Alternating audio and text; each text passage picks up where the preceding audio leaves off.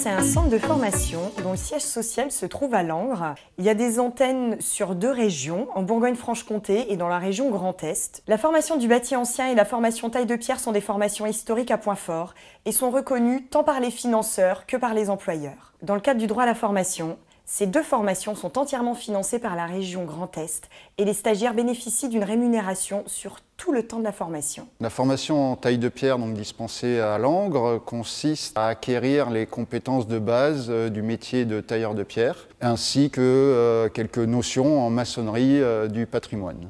Ce sont 2 formations dans le cadre du pôle patrimoine qui forment les demandeurs d'emploi ou les personnes en reconversion professionnelle vers ces 2 métiers. La formation est accessible à partir de 16 ans, sans limite d'âge jusqu'à la retraite. La formation se déroule sur 9 mois, d'une durée d'environ 1300 heures. Elle est articulée sur 3 modules principaux qui sont la taille, la pose de pierre et ce qu'on appelle le ravalement de façade, donc tout ce qui est enduit à la chaux et nettoyage d'éléments en pierre. Il est clair que notre formation, on apprend beaucoup le gestuel en fait, contrairement comme on parlait de maçonnerie traditionnelle, de couler du béton entre 2 banches, c'est très simple de tenir un tuyau. Il y a toute une manipulation qu'il faut faire avec les outils, avec l'outillage, avec la massette, avec le ciseau, avec le taillant, avec tout autre outil, et c'est un métier manuel. La méthodologie est importante, l'apprentissage des techniques est une part très importante et c'est très complet. Et surtout, on a un formateur qui a beaucoup d'expérience, donc ça permet effectivement d'avoir des échanges, etc. pour agrémenter un petit peu ce qu'on fait. Les techniques sont assez ancestrales. La pierre existe depuis des lustres, les bâtiments ont été construits en pierre. Donc, ce qu'il faut accommoder à la pierre, en fait, c'est l'œil du maçon, c'est le coup d'œil, c'est l'aspect final. Un tailleur de pierre doit avoir une bonne visualisation dans l'espace, une bonne coordination des mouvements, un sens de l'esthétique et ainsi qu'une bonne résistance physique. Donc dans un premier temps, avant de pouvoir réaliser la taille d'une pierre, l'étape du dessin est essentielle, donc le dessin technique, où on réalise les gabarits et les épures des ouvrages que l'on aura réalisés ensuite en atelier. La pierre respire, comme je vous l'ai dit, et c'est vrai que c'est un matériau naturel. C'est beaucoup plus écolo, et d'autant plus que sur cette formation, nous avons un module performance énergétique où nous y incorporons maintenant du bancher avec des matériaux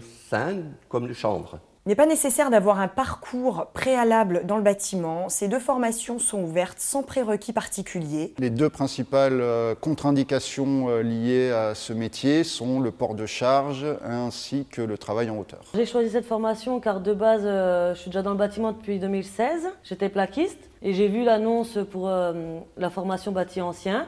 Et me connaissant, moi j'aime ce qui est manuel et tout, et puis je sais que la construction que ça me plaît, j'ai dit je vais tenter. Cette formation est ouverte au public féminin comme au public masculin et les femmes peuvent intégrer les entreprises de taille de pierre tout naturellement. Forcément, je ne vais pas dire que c'est aussi simple que si j'étais un homme, quoi. Quand il faut porter un sac de 35 kg, j'ai plus de mal, c'est obligé. Mais moi je pense que tant que tu es courageux, que tu as la motivation, tu peux faire comme les hommes. C'est tout, c'est juste dans la tête. Non, il n'y a pas de barrière. Je suis électricien de base, donc aucune base de maçonnerie. Donc il fallait chercher quelque chose qui soit en adéquation à la fois avec mon état d'esprit et puis surtout, je voulais faire quelque chose d'utile. Ils doivent arriver à avoir une passion sur ce métier qui existe depuis des lustres et on se doit de le préserver et de le continuer. Je suis un peu le formateur de conservateurs de bâtiments historiques. Je me considère en tout cas comme un bon apprenti d'art. Ces 2 formations répondent à un besoin de recrutement, un besoin de main-d'œuvre, que ce soit dans les entreprises artisanales ou dans les PME. On a des stages à faire et j'avais un but précis quand je suis rentrée dans la formation. J'ai dit moi je veux travailler dans telle entreprise. Les stages, je les ai effectués dedans, dans cette entreprise-là. Et à la fin, je vais avoir un CDI, un CDD et après CDI normalement. Pendant ces 9 mois, nous arrivons à sortir des stagiaires qui peuvent intégrer une équipe. Et je dirais même mieux, qui peuvent progresser à l'avenir sur des chefs d'équipe ou chefs de chantier. La quasi-totalité des stagiaires qui sont sortis du centre de formation ont pu intégrer des entreprises de restauration de monuments historiques ou des entreprises plus artisanales.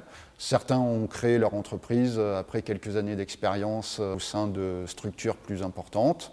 Les stagiaires accueillis à Point Fort ont fait un travail exceptionnel. C'est en ça que les employeurs nous reconnaissent sur le territoire. Pour inciter les gens à venir se former, je leur dirais simplement, venez, Regardez autour de vous, les monuments, etc. Ça a été fait par la main de l'homme. On peut apprendre ce métier et surtout on en a besoin pour préserver ce qui existe. Je trouve ça beau, on construit de nous-mêmes, on donne, c'est de nous, de notre imagination, l'envie. C'est vraiment de la maîtrise à la fois des techniques et de l'art. Et donc c'est très très intéressant, très motivant. Pour entrer dans cette formation, il vous suffit d'être motivé, d'aimer la pierre, d'aimer le travail manuel et de vouloir vous former.